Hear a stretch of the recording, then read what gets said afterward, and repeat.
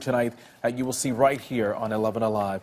Teenage twin sisters who said they found their mother dead, but later confessed to killing her. For months, they lied to police. For years, they lived with the crime. And we have to warn you here, what you're about to see is very graphic. Oh, but this horrible crime never went before a judge or a jury, and we believe it is important for you to hear the truth about what really happened inside that house between those twins and their mother. Katie?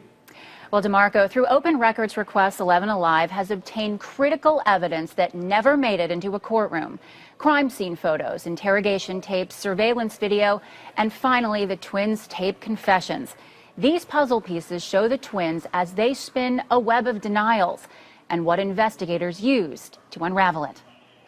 Identical twins share everything. Birthdays, clothing, even DNA. But Jasmia and Tasmia Whitehead also share a dark past. These twins admitted to murdering their mother, a confession that came after 4 months of lying to cover it up. Twin girls had come home and found their mother deceased. At first glance, these two sweet 16-year-old girls had just discovered a gruesome scene. It was the bloodiest scene I think I've ever been to.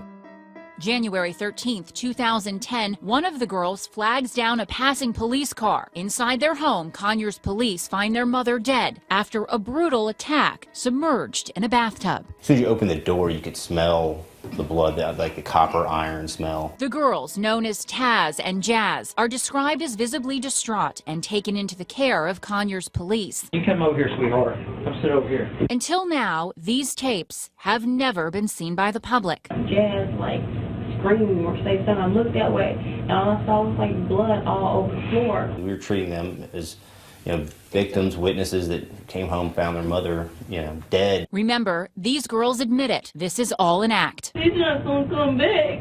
Several times, Jazz asked for her mother. Mommy. Mama. A mother that she, along with her sister, murdered. You gotta be strong, Jay. You got to. Because I'm gonna make sure they find the person that did it. The people who did it are in this room, lying to police. There is a little red thingy that sit on one of the tables. I didn't see it. There was a vase, a big giant red vase. That had been used to strike their mother. More lies, some laced with truth. There was blood in front of the door, and there was a line of blood, like somebody dragged her in there. Because I thought, you know how the lines out on TV? That's true. Nikki Whitehead's lifeless body was dragged to the bathtub. And there were drag marks that went from the living room into the master bedroom into the master bathroom. Listen as Jazz actually admits to touching her mother's dead body. I went to her room, and I seen the blood all in there on the floor. And I went in there and I seen her and I touched her. Later, police would learn she not only touched her, she cut her, bit her, and along with her sister, nearly severed her mother's spinal cord. That night, we started to have suspicions. There's just something didn't add up. Something didn't seem right. You didn't see her at all this morning when you left to go to school? Because she locks her door, because she got a lock that you have to have a key to. And she locks her door at night. More answers brought more questions. And what time did y'all leave the house? We missed the bus, so we had to walk.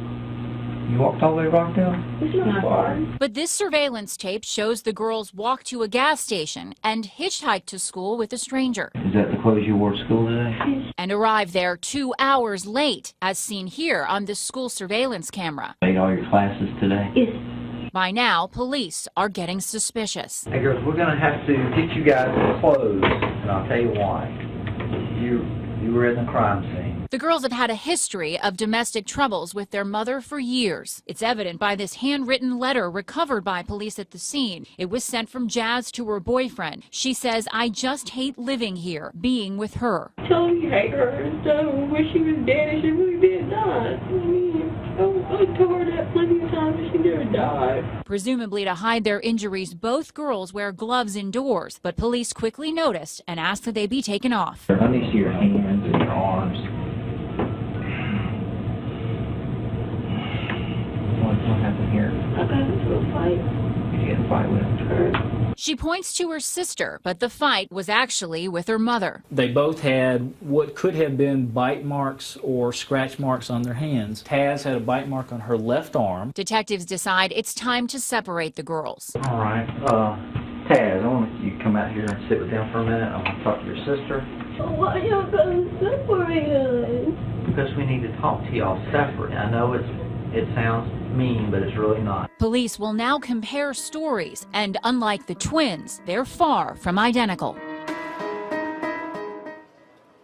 Now, tomorrow night, we're going to pick up with this story right where we left off. Police start to look at the girls as suspects and apply pressure that ultimately leads to on-camera confessions. We have those tapes as well. I tell you, it is absolutely chilling watching that video, especially when you know that they're lying. Right, it is. And when you see the confessions, it's even more dramatic how different the stories are at the beginning and the end. So it really is the complete story, getting all this evidence. And you pick up the story again tomorrow. And I've been live chatting with folks about the story. You can go to 11alive.com, and I'm going to be live chatting until 11:30 tonight with any questions. Wow. All right, part 2 tomorrow. Can't wait to see it. Thanks, Katie. Thank you. Oh, what a story. Yeah.